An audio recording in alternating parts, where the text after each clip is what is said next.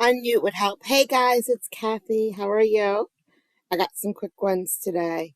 Um, I got a lawyer that is so frustrated with his client that in multiple courts he petitions that she does not get a court-appointed lawyer anymore at all.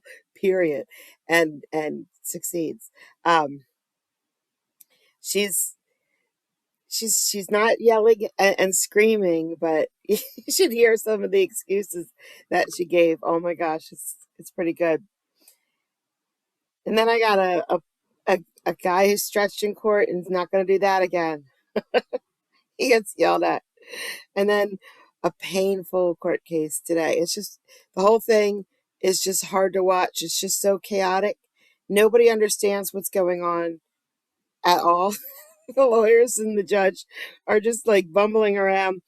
And then we end with a heartwarming look at the future, like a crystal ball, but not like my other crystal balls. So without any more talking, here, let's burn the village. This woman burns the whole village. She doesn't just burn her bridge. On Zoom, at one point in time. She's still here. Miss Linscomb, are you still with us? Yes, I am. Okay. All right, so we can call that. Unmute would help. Hey guys, it's Kathy. How are you? I got some quick ones today. Ms. Linscomb is present via Zoom. Her attorney, Mr. Franklin, is present in court. Today's date and time to address defense motion to withdraw as attorney. All right, Mr. Franklin, go ahead. Thank you, Your Honor. I have two motions before the court. There's a motion to withdraw. That's due to a breakdown of the relationship between my client and me. I'm also want to argue for a motion to forfeit the right to appointed counsel. So just to begin, the first part of the motion, withdraw. Normally, when I withdraw from a case, it would just be standard to let the court know there's been a breakdown of relationship, and I typically wouldn't say much else beyond that.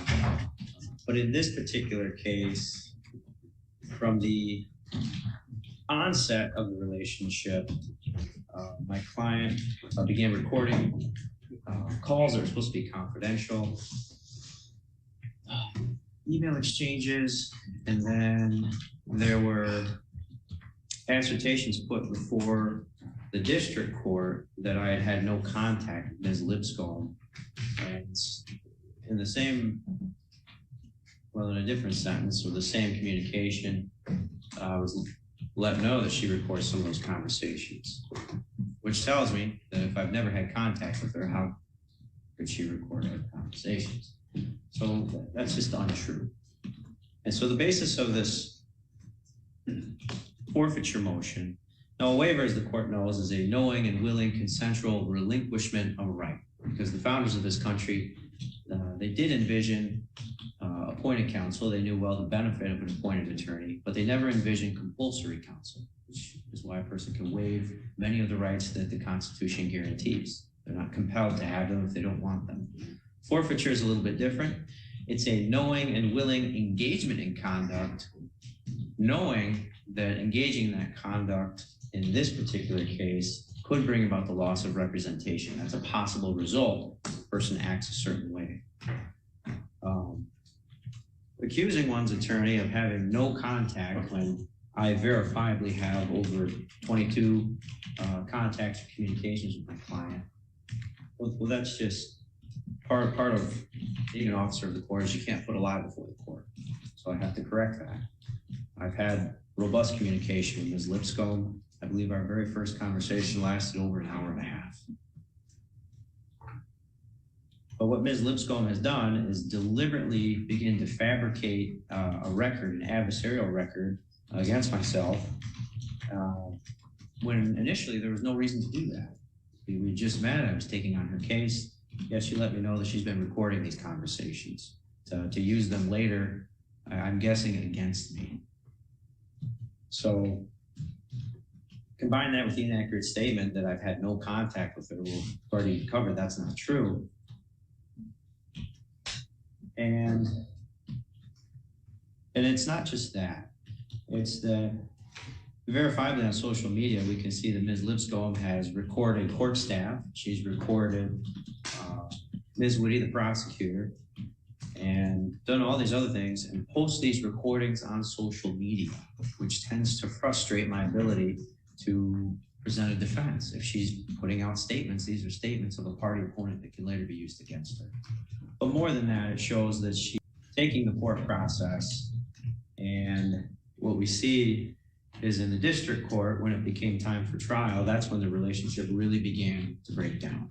I know in this particular case, there was Mr. Samuels as first the attorney. I remember him citing that there was a breakdown in relationship. I believe Ms. Lipscomb said that he had not had contact with her either. I don't know the status of the communication in that relationship. I wasn't privy to that, but that relationship broke down. Now she is on her second attorney, and I can tell you that it is broken down because I've had communication, but I'm being accused of not having communication. But it's not just two attorneys. So this case, she actually technically went through 3 attorneys. Before this case began, she had the chief public defender, Mr. Downs, representing her on a different case. She chose to record those conversations, which soured that relationship. Before this case even began, she had already burned through one attorney at the public defender's office. So there simply is no one else to represent Ms. Lipscomb. I can imagine no attorney who would find it acceptable to have their communications between their client, confidential communications, recorded and then put on social media. Not because the attorney fears that what they say is incorrect, but because it is completely contradictory to representing that client and helping them maintain the right to remain silent. So a change of attorney here, even though there really is no one else to appoint, is not, in my opinion, going to change her behavior. I had a similar hearing in the district court where it was insinuated that the legal decisions that I make are based on race, gender, and other protected classes. I can think of nothing more repulsive to me if that were even true. I spent a long time getting my law license. I went through a lot. There were many slippery rungs of that ladder that I had to climb. And it started in New York City, where it was hard just to get into law school for me. As I went through law school, I had to go through divorce, and that was also very difficult. I contemplated quitting, as many of my classmates did who went through similar situations. However, I didn't do that. I buckled down, I transferred to Michigan State, I came home, I lost my entire social network, I had no support, was in a tiny apartment, and I worked hard. Eventually, I would sit for the bar, I paid for it on my own dime, I passed it the first time, I didn't take a fancy course, I couldn't afford one. I studied on my own by candlelight some nights during the polar vortex. So I know well what the law requires of an attorney. And when someone says I'm not doing my due diligence, that hits me pretty hard. So I don't make decisions based on race or gender. If I'm ever mistaken, I'm absolutely open to being corrected, but I just find that notion to be repugnant and that accusation to be repugnant to my character. So I can tell the court what's probably going to happen here, which is the same types of things that are going to happen at the district court level. As this case gets closer to trial, even if the court were to find another attorney, I see Ms. Lipscomb is probably going to engage in the same type of adversarial behavior. As it gets close to trial, that relationship will break down, and what we see is repetitive conduct that frustrates the normal workings of the court. She has chosen to engage in this behavior. She chooses to record conversations. She chooses to post it on social media. She chose to accuse me of having no contact with her when verifiably I've had over 22 communications with her. She engaged in this conduct knowing it could lose her, this attorney, and it can also lose her, under People for Cameron, the right to appointed counsel. She would still be free, if the court grants my motion, to procure counsel. It sounds like she's in the process of doing that. She's still free to represent herself. She's still free to take on a pro bono attorney. But as for the right to appointed counsel, I think her conduct and her abuse of her counsel has risen to the level where she has forfeited that right. And we know that the court can forfeit that. Before the attorney system was set in place in this county and other counties, courts would appoint attorneys on a contract system. And some individuals would go through more attorneys than others. And there usually comes a time when the court would say, without case law, look, if you can't make it nice with this attorney, you're not getting any more. And that's where we are with this case. So I would ask the court to grant my motion to withdraw because there's been a breakdown in relationship. And also, based on People v. Camerad, grant my request for the forfeiture of the right to appoint a counsel. So the court is no longer obligated to appoint the public defender services for Ms. Lipscomb in this particular case. Ms. Lipscomb, do you have a response, if any? Yeah, I actually do have a response. What I'll say, one is speculation completely. Him saying that I'm recording for the reason of trying to get anyone in trouble or anything and stuff like that. There's no proof behind any of that. I've been recording because, like I told the courts from the beginning, I feel as if I've been lied on about a lot. And at this point, I feel the only thing I can do to really prove myself is record, because otherwise it becomes a lot of he say, she say, and then when in these situations, I'm not really being believed for whatever reason. But I do know that video proof and that recording, that won't, that to me, that's things that it will, you know what I'm saying, I could use for that, and it's no longer versus just the he say, she say. And then what I would have liked to comment to as far as when I told the courts and them that I had no contact with him, it was me telling them that he has not contacted me by phone, because after court, he had mentioned that we will be in contact once a week and things like that. But during that time, previously, like he said, we did have that hour and a half long first initial meeting. And that's when he's referring to when I was recording the conversation and stuff. So that's how I was able to, recording things like that, due to the fact that we did have that hour-long conversation. But once his murder trial stuff had begun, every time, and I have the emails as well as I'm pretty sure he hasn't to submit to you guys, every time it was time for us to meet and stuff or have a meeting, he would say something like, oh, I'm still in trial, or I'll call you later, or things like this. And then at that time, I'm not sure if they had the right number for me, because he was also told me like, oh, I tried to call you, but your voicemail's full. And I'm like, this is a brand new phone. There's no way that my voicemail's full. I don't even have a voicemail on this phone yet for my voicemail to be full. So that's kind of what I have to say to that aspect. But I feel a very important thing that he's failing to mention to the court is the fact that prior to this, when we had our initial conversation, he told me he believed he's possibly representing Tickle Properties, and if I ever felt any type of way about that I can let him know and he will withdraw. At the court, when I found out that the owner of Tickle Properties was not gonna be required to come to trial because he was sick with cancer and stuff, I didn't feel comfortable with that, so I expressed that to him, and he basically was trying to defend Tickle Properties and stuff like that. And I let him know, like, hey, you know what?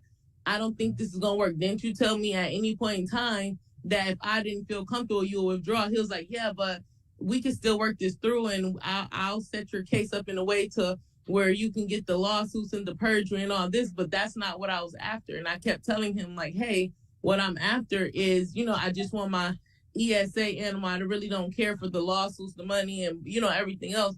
And he's just like, well, at this point, I can't really help you with that. I'm just going to set you up so you have a very good appeal and a very good blah, blah, blah at the end of all this.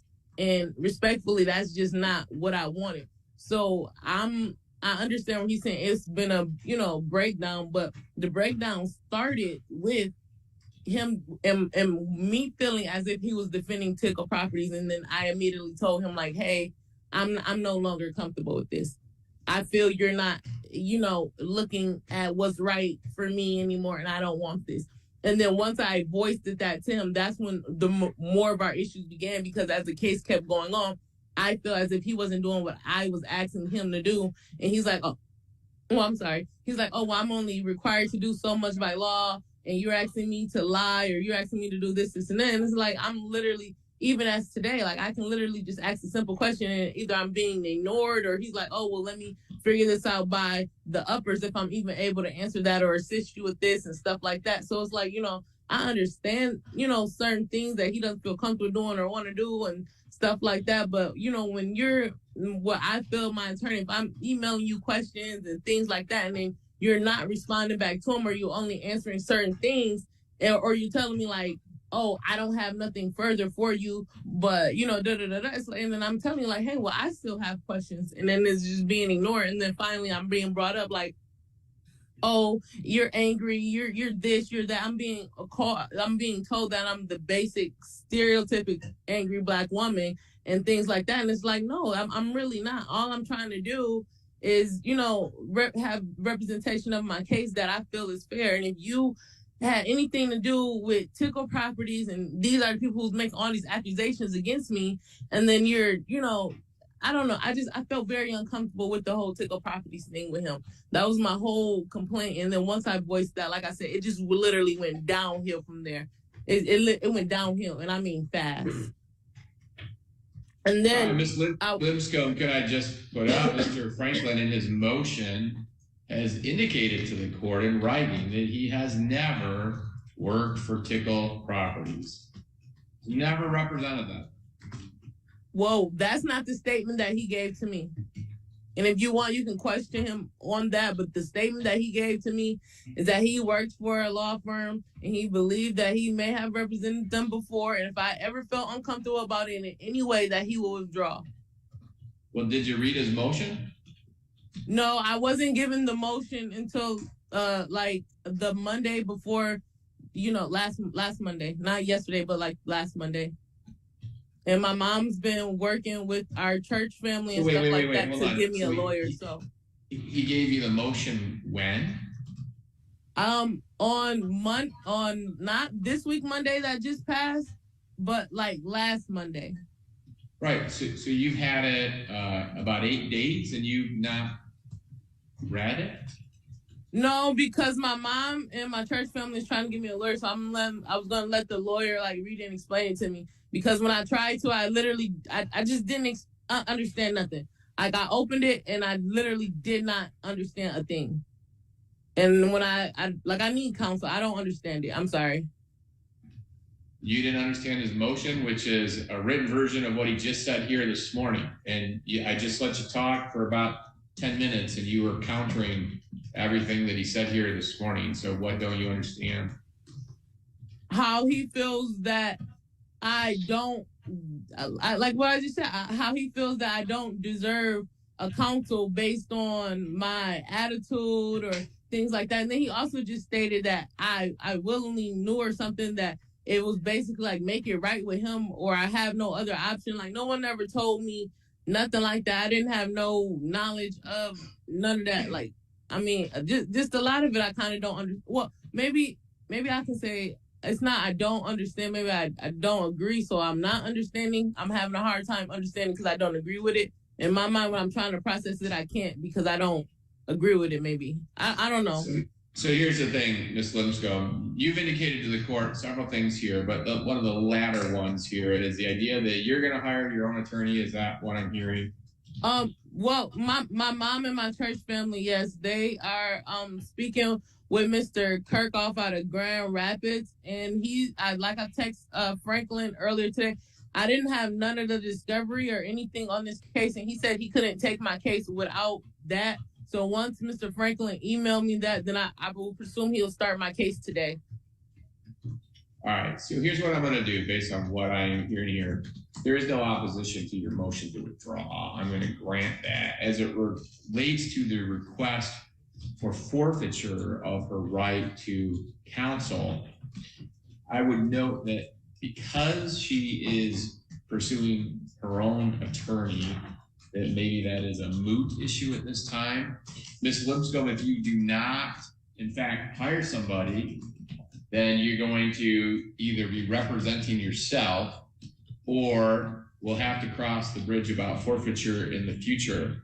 Now, I will say this, Mr. Franklin has laid out a pretty detailed and logical request as it relates to current case law that maybe you have in fact forfeited your right to appointed counsel because of the way you have failed to work with 1, 2, 3 attorneys now, the actions that you're undertaking. In essence, it's your actions in failing to cooperate and or even one could characterize what's been submitted by Mr. Franklin as antagonistic actions that could be the subject of this forfeiture again in the future. But I hope we don't have to go down that road. And hopefully, Ms. Lipscomb, you will get a attorney and they can represent you and She won't. you can go from there. However, we do need to keep our case on track. So do we have anything currently scheduled? Let's just look. And then where's this? She has that case in district court still, right? So yes, Your Honor. Actually, as far as I know, on Friday, this past Friday, she failed to appear, and a bench warrant has been issued. Oh, she's got a bench warrant. Okay. She was in the hospital. Of course. So she is in Yeah, I was the about to say process we of provided providing proof that I was in the information hospital. and getting I that was cleared up. passed out She did before have hearing. a justifiable reason not to be there. So, well, that raises a couple things here. First, Mr. Franklin, why don't you, if you haven't already done so, just email all the discovery materials that you have to her so she can provide them to new counsel. As it relates to the district court, though, I'm a little confused there. Did this motion get heard there already? It did. So she does not have an attorney in district court. She does not. Nope. Okay. The same guy is. I'm sorry. Our No, you office don't. was left for standby counsel for the trial. Yeah. So at this point, I don't know whether. Well, did you also ask the district court for the forfeiture? And it was granted. Oh, so you are not Granted. your record. True. All right. So Ms. Linsco, you do have an outstanding bench warrant. Now, that's up to Judge Vogt how that gets handled and your documentation of being hospitalized, whether he accepts that or not. Those are all issues for the district court. They're not currently in front of me. I And so understand.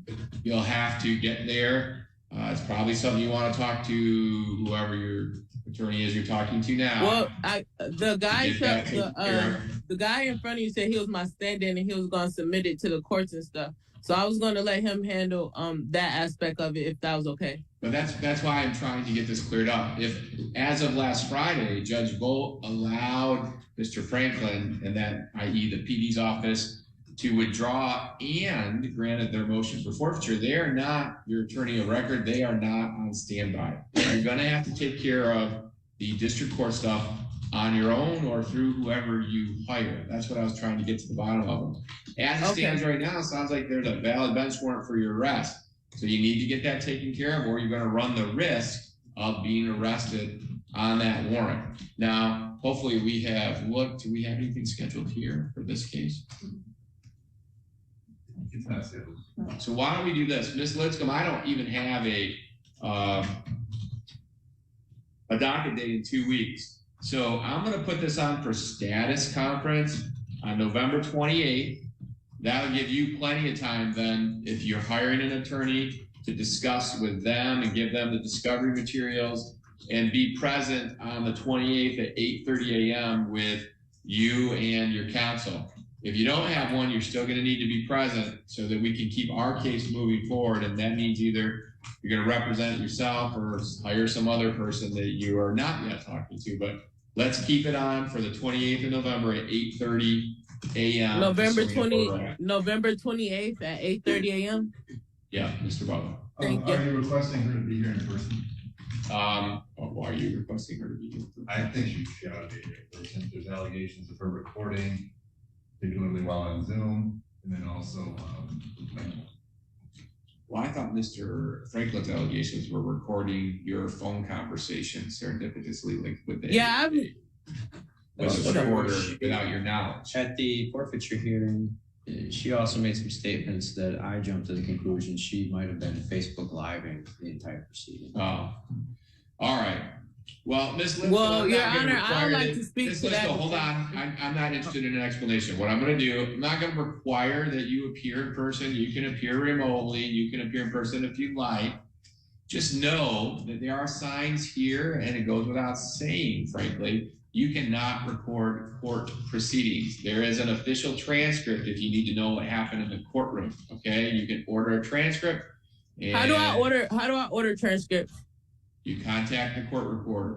So either for district court or circuit court, whatever proceeding that you're interested in getting a recording of, you contact the circuit court or the district court for their recorders and request it. There's a fee for that you'll have to pay, but you certainly are welcome to do that. But you cannot record court proceedings. I have never and I will not. Thank you, Your Honor. All right. If there's nothing else, that will conclude the matter. Thank you. I'll prepare. Well, there's no way she's hiring her an attorney. She's just not. I just can't see it happening. I bet she's pro se. I bet she's pro se from now on. And I mean, if she does, she's just going to lose all that money because she's not going to cooperate with them. I think, I don't know what the problem, I don't know what the case is. I don't know anything that's going on. But from what I understand, that she's telling the attorneys what they need to do. And they obviously don't think that's a good idea, so they're not doing it. So she's upset. And she doesn't understand that when you get a public defender, you are not their only person. I mean, they are packed full of cases. So they don't have all the time in the world to spend with you. They do have plenty of time to get the job done right. They do. They work really hard. But people who have public defenders think that they're their personal attorney now. That's just not how it works. And she found out the hard way. She's already in district court, not able to get a court-appointed attorney anymore. And she's in here saying, yeah, well, I'm just going to let him handle that. He's not handling that. Nobody's handling anything for you anymore. You have no lawyer right now, none, for any of your cases. Oh, gosh. All right. This next one, she starts talking to the lawyer, and of course, he cannot be quiet. So she goes to recess. And she's like, just find out what he wants. Well, then when she comes back, she completely ignores them for a while, and she brings some other people up and yells at the next person who comes up. So it's pretty good. It's real short. I didn't get both cases. I just got the good parts. Yes, Judge. So the information that was provided to me is that Mr. Taylor has completed 4 hours of community service at a church. 4 hours. I'm not hearing you. Repeat yourself, please. Yes, 4 hours of community service at a church in Bellevue, Michigan, and that he has a assessment, or he had an assessment at ETRS on October 19th. His agent indicated that he is making progress. Was the assessment substance abuse? Judge, it did not indicate what type of assessment, but I could look into the case notes to see. Will you please, I need to know what type of assessment. Yes. And what day was that you said that assessment was conducted? It was conducted October 19th. All right, thank you.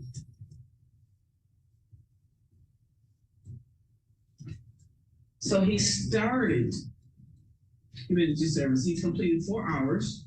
He has, I believe he was ordered to complete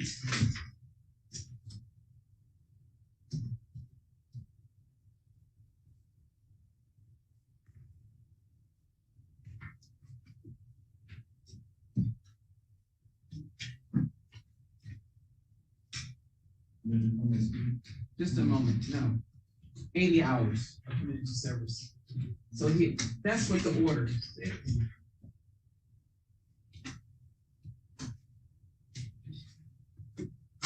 Actually, this form says he completed 104 hours. Correct, Judge, correct. Okay, well, Bradley, did you say 4 hours or 104 hours? 4 hours. All right. The form says he completed 104 hours. Okay, Agent Sobey left me with a note that says 4 hours, and I'm looking in the case notes and it indicates 4 hours. You have a copy of the community form No, Judge, from T Wellness Center? No, Judge, I don't. Okay, my clerk will email that. Mrs. Hannah did want to address that. I'm sorry, Counselor, I want to hear from a lawyer. What did you say? No, he wanted to address something. I don't know what it is. I'll be in recess about 2-3 minutes.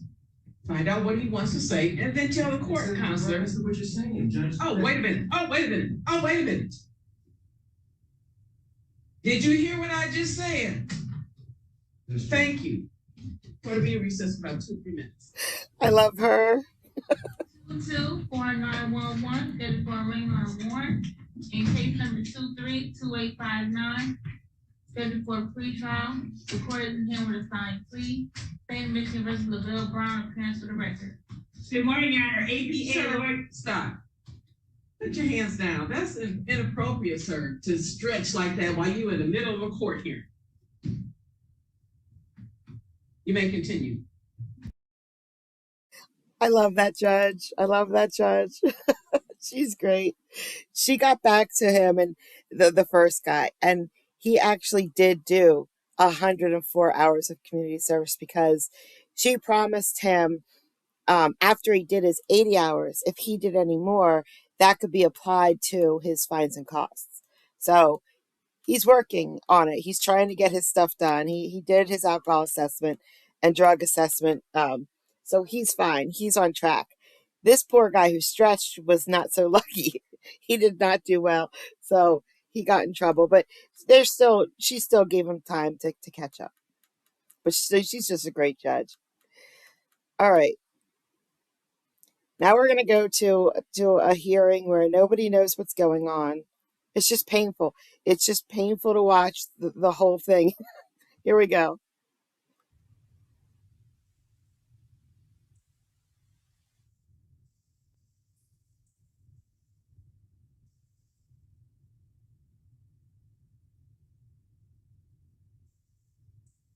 Honorable Court, APA Jonathan Hitz appearing on behalf of the people, P85288.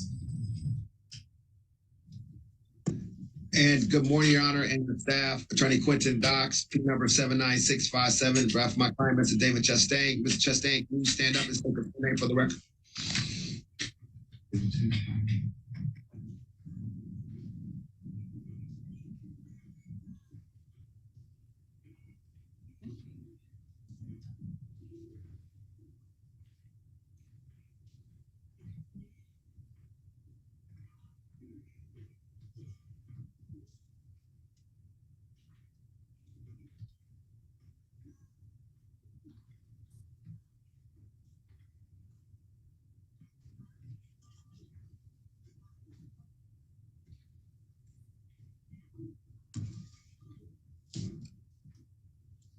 Yeah, the people, how are we proceeding today?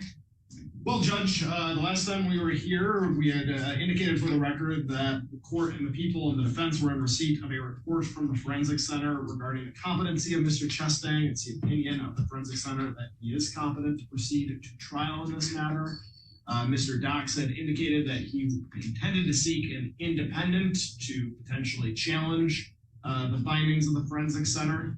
So the people are just waiting for an update on Mr. Dox's independent examiner, what's going on with that. Other than that, the only other issue that I wanted to raise for the record, as of yesterday, I was just about to double check that it hasn't been filed since. We were still waiting on the preliminary exam transcript in this matter. I have been in touch with Mr. Bowman, who I understand is out on vacation. I know he is trying to follow up with the court reporter. We actually talked to the person in the court responsible for court reporting services. She in turn sent a note because it appears that apparently, okay, this is in the wrong file. Good. That one page of a transcript for one day was transcribed. and the other day was not. We were able to finally figure that out. We saw something in the file that said in June, if I'm remembering correctly, and everybody can all help the old lady if I'm not right, that in June, a portion of a transcript was filed, which led everyone to believe the transcript was filed, but it was a 2-day exam? No, Judge, the transcript that was filed, you are correct on everything except for what that transcript is. That transcript is just an adjournment request. So Mr. Knox made an adjournment request on the day of the preliminary exam that was granted. That transcript just details that. Okay, so a singular transcript was filed, but not the substantive transcript. That's correct, Your Honor. That Okay, so far so good. So far everything is fine. And this lawyer, at first he was annoying because he's so forceful in everything he says. He's so forceful when he says it. But now the other lawyers pretty soon is about to talk, and then you go back to appreciating someone who says something forceful because the other lawyer's like, But before we get there, what they're talking about is the last court date, the preliminary examination, I think, they want the transcript for that, and it wasn't transcribed. So this judge goes full nuclear. She woke up and chose violence today. The court reporter for there is not in the courtroom here, but she's in trouble. there's a series of emails going back and forward. And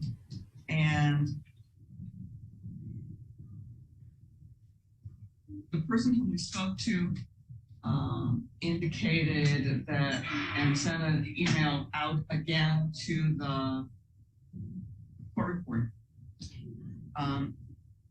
I'm at a point of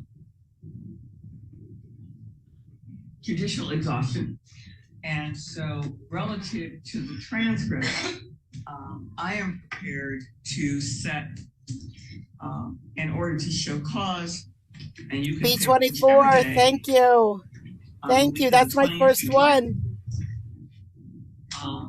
By which the court reporter is either to show cause, or I would reluctantly do this, but to be held in contempt of court, because this has gone on to relative to the transcript.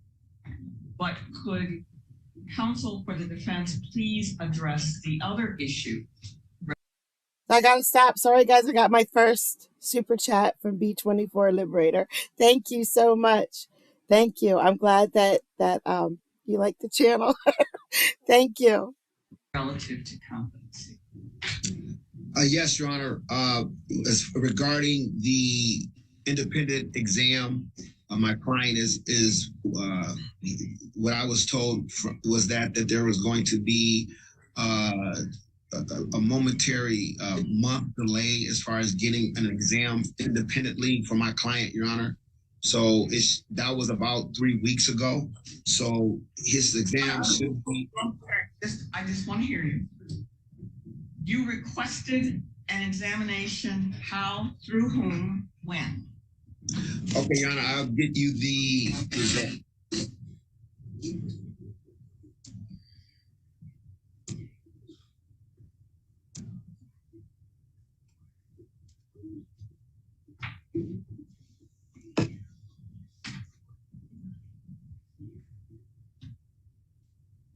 Should I be hearing something that I'm just not? I think you might be looking something up, Judge. I'm not sure. Yeah, I'm looking something up, Your Honor.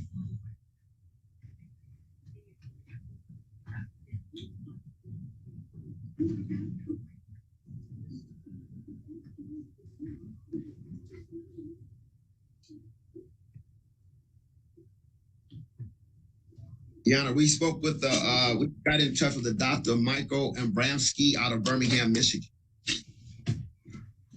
When? Roughly around 3 weeks ago, Your Honor. Okay. What occasion did it take him that long? She said, smiling.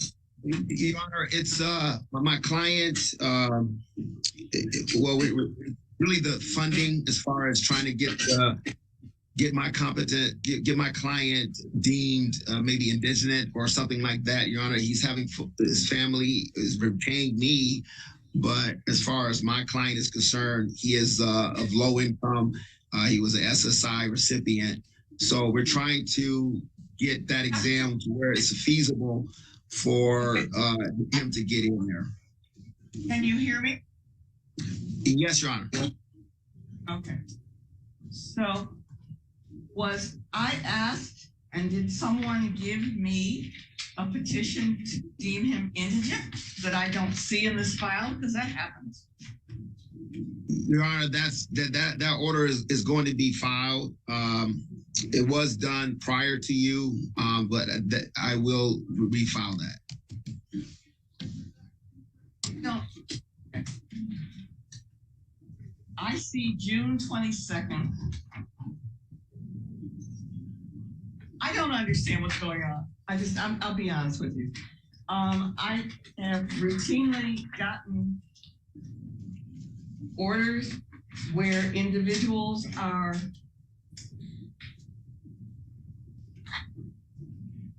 represented by retained counsel, where there has been a petition filed. People, generally speaking, I've not seen the people oppose it, to ascertain, to determine indigency for the purposes of having an expert.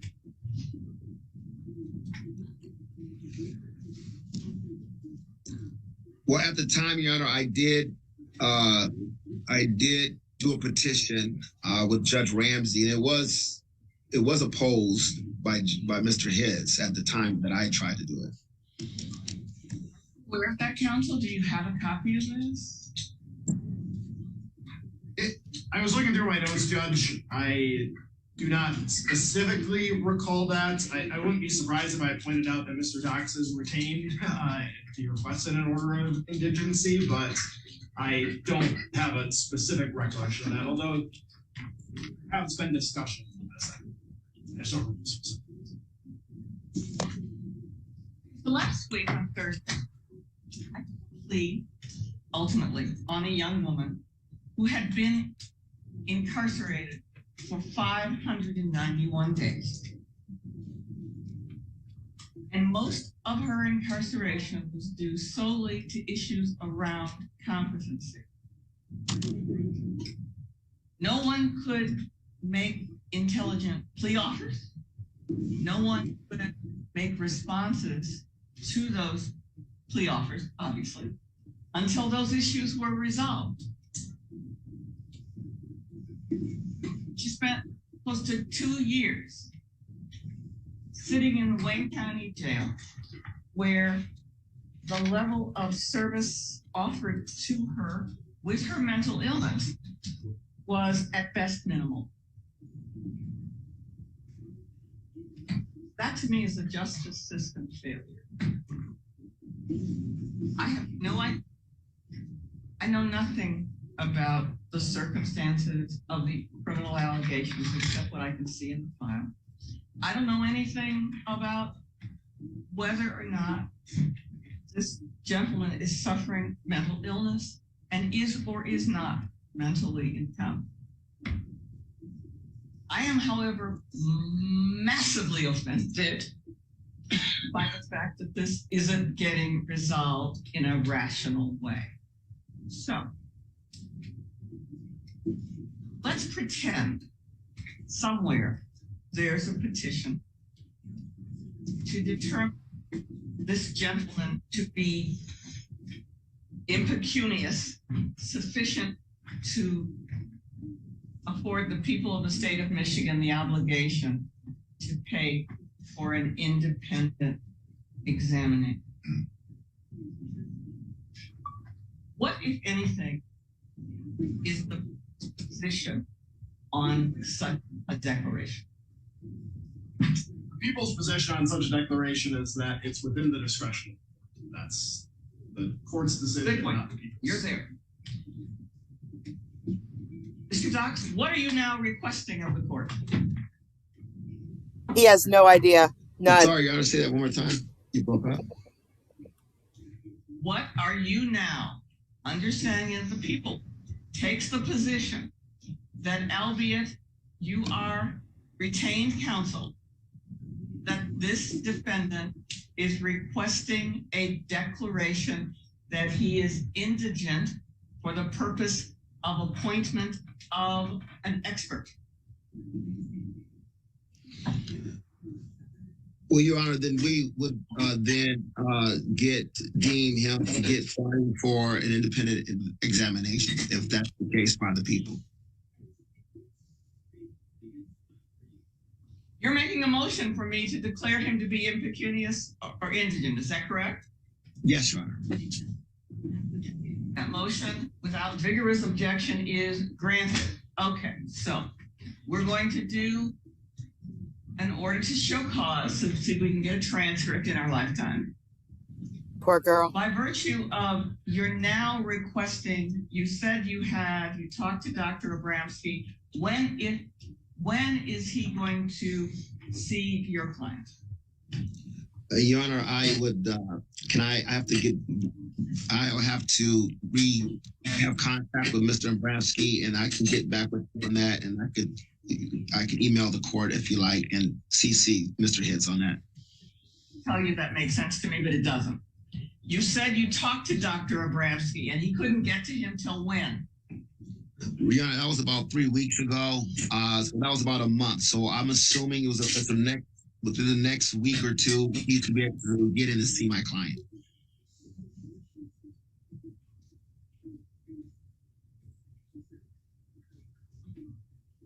I need an order from you by tomorrow at 4 o'clock, which we can sign to find your client to be indigent. Copy that, Your Honor.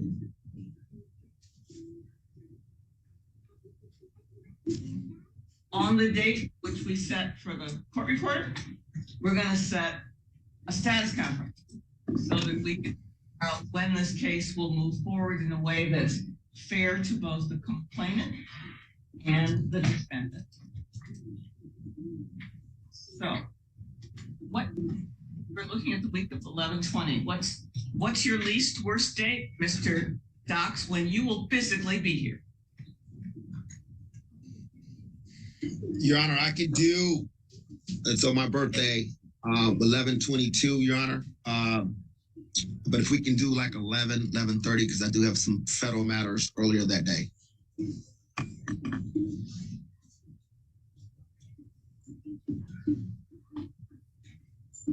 11:22 works for me, Judge.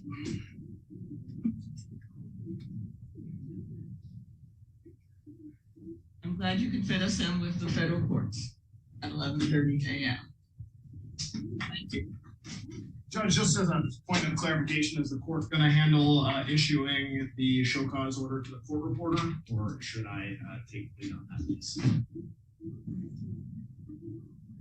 Really, Mr. Doc should take the lead on it, but if you would, I'd appreciate it. I will, Judge. Thank you. Therefore, not from the people's perspective. Not from the defense. That's fine. Do you know what's going on? Okay, so here's the deal. She looked him straight in the eye and said, "Do you know what's going on?" Nobody in that room knows what's going on right now. Nobody. Everybody went around in circles, and he's might or might not be mentally competent. We don't know. And she asked him, "Do you know what's going on?" We don't have the exam transcript. Going back before dog was a pup. I don't know why we don't have it, but we don't have it. Your lawyer needs to have that exam transcript. There is a question, with no disrespect, as to your ability to understand what's going on in the court and your ability to help your lawyer defend you.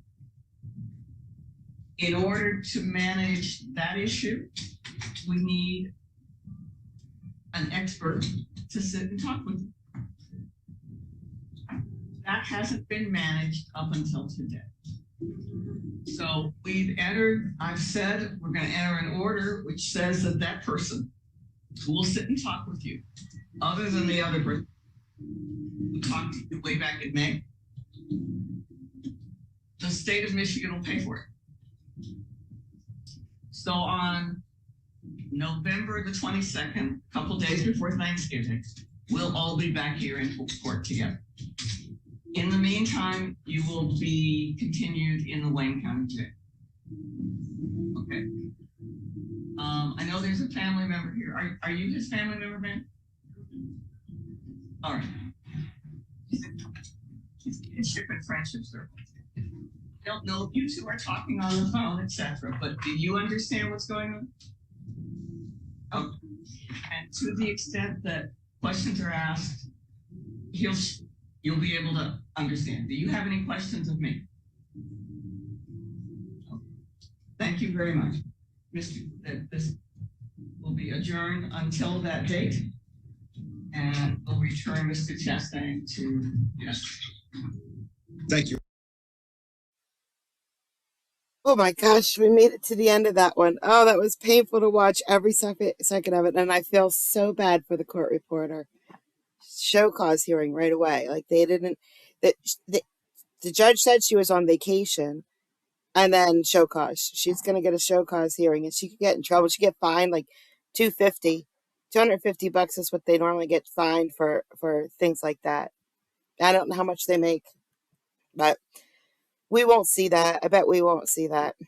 I'm gonna try to get it though.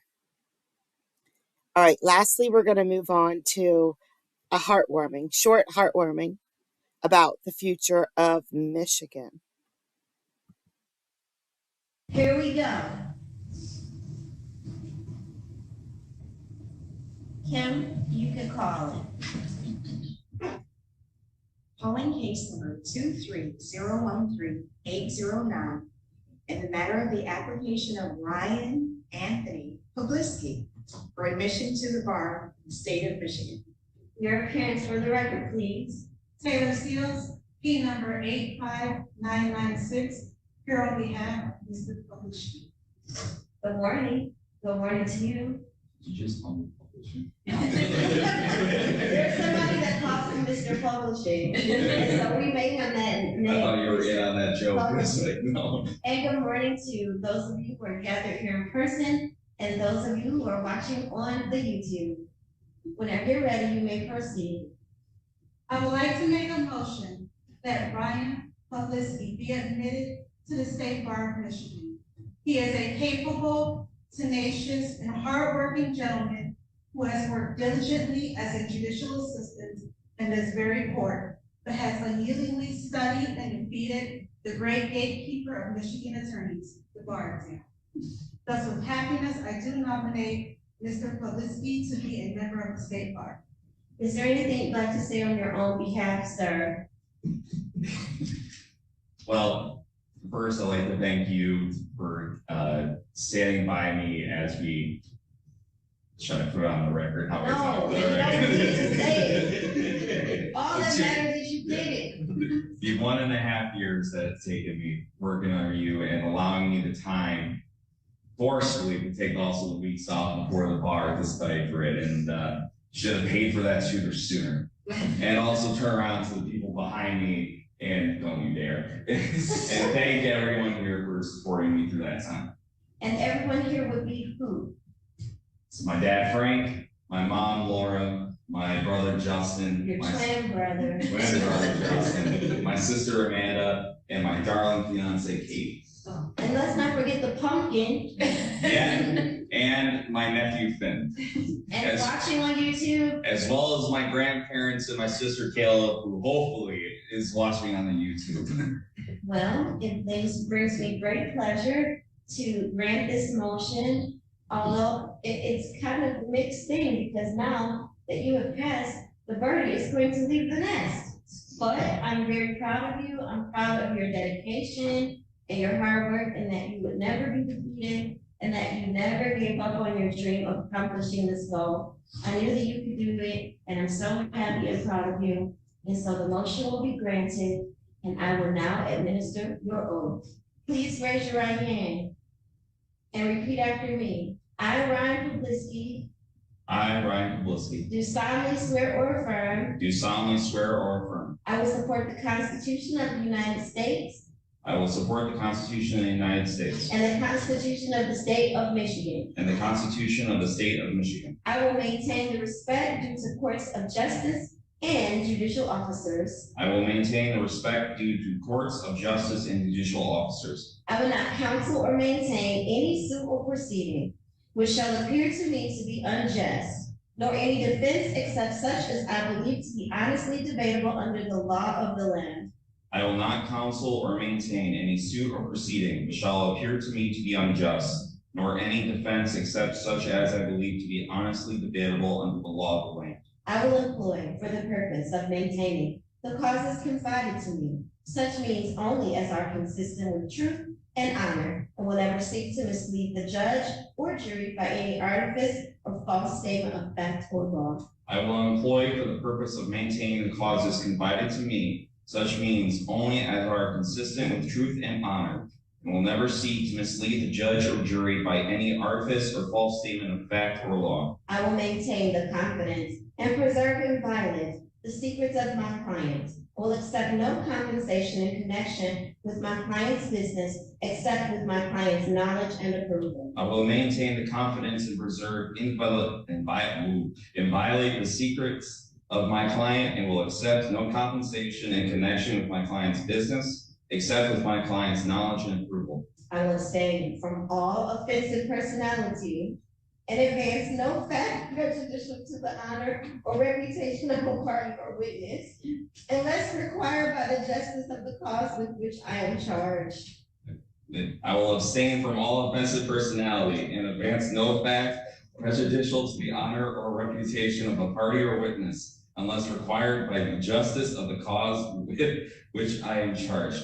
I will never reject from any consideration personal to myself the cause of the defenseless or oppressed, or delay any cause for lucre or malice. I will never reject from any consideration personal to me, myself, the cause of the defenseless or oppressed, or delay any cause for lucre or malice. I will in all other respects conduct myself personally and professionally in conformity with the high standards of conduct imposed on members of the bar as conditions for the privilege to practice law in the state. I will, in all other respects, conduct myself personally and professionally in conformity with the high standards of conduct imposed on members of the bar as conditions for the privilege to practice law in this state. Congratulations, you're officially a lawyer now. I just thought that was cool. I've never seen that before, so I got to hear everything that they promise when they take their oath, which makes me think about a lot of them. They forgot what they said there. But oh, well, we made it. We made it to the end, guys. Thank you so much for coming out today. If you do have contact with your lawyer today, please don't record it. And remember, the judge said no recording of court cases. That's what the judge said. So remember that. Be careful. All right, guys. I hope you guys have a great day, and I will see you again soon.